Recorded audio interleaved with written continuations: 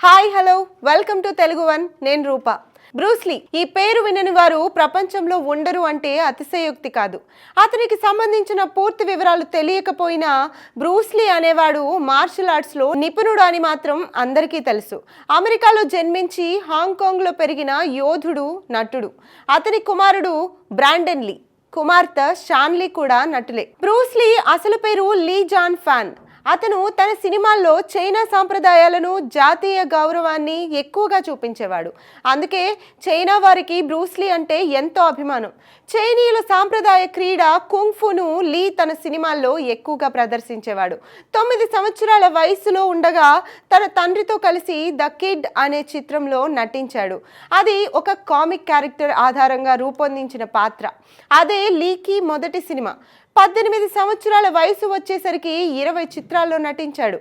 Wing చున్ విధానంలోని 1 inch పంచ్కి ప్రపంచవ్యాప్తంగా గుర్తింపు తీసుకొచ్చాడు. 1964లో జరిగిన లాంగ్ బీచ్ ఇంటర్నేషనల్ కరాటే ఛాంపియన్షిప్లో మొట్టమొదటిసారిగా అతను ఈ పంచ్ని ప్రయోగించి అందరినీ ఆశ్చర్యానికి గురి చేశాడు.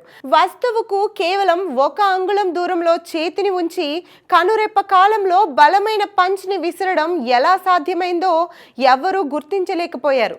చాలా కాలం ఈ విధానంపై అధ్యయనాలు జరిగాయి. చివరికి టెక్నిక్కి మాత్రమే ఇది సాధ్యమవుతుందన్న నిర్ధారణకు వచ్చారు. సహజంగా శక్తినంతా కూడగట్టుకొని చేతిని బలంగా వెనక్కి లాగి విసిరితే తప్ప బలమైన దెబ్బ తగలదు.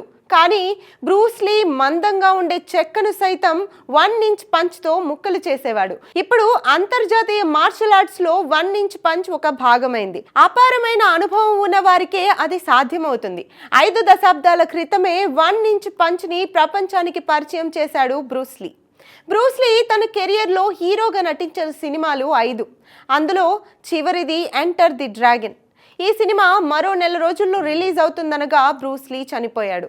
ఎంటర్ ది డ్రాగన్ చిత్రానికి సంబంధించిన పోస్ట్ ప్రొడక్షన్ వర్క్ జరుగుతుండగా బ్రూస్లీ ఒక్కసారిగా కుప్పకూలిపోయాడు. వెంటనే ఆసుపత్రికి తరలించగా సరైన టైంలో ట్రీట్మెంట్ ఇవ్వగలిగారు.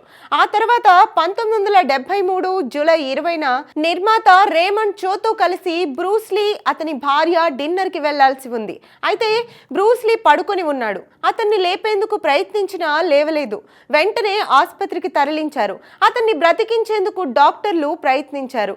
కానీ 10 నిమిషాల్లోనే బ్రూస్లీ తుది శ్వాస విడిచాడు.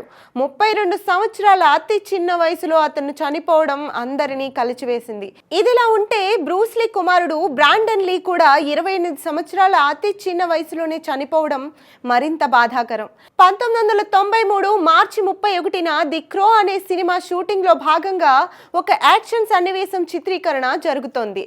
హీరో క్యారెక్టర్ తన అపార్ట్మెంట్లోని ఫ్లాట్లోకి రాగానే తనకు కాబోయే భార్యను హింసించడమే కాకుండా అత్యాచారం చేస్తారు దుండగులు. అది చూసి తట్టుకోలేని హీరో ఆ దుండగులపై కలబడతాడు. అదే సమయంలో అతను రివాల్వర్తో హీరోని కాలుస్తాడు. అది సన్నివేశం. దీనికోసం తెచ్చిన డమ్మీ రివాల్వర్ను సరిగ్గా పరీక్షించకపోవడం, టెక్నికల్గా అందులో కొన్ని లోపాలు ఉండడంతో అది ఒరిజినల్ రివాల్వర్ లాగే ఆ సమయంలో పనిచేసింది. ఆ సన్నివేశంలో విలన్ బ్రాండన్ లీని కాల్చడంతో అతను వెనక్కి పడిపోయాడు.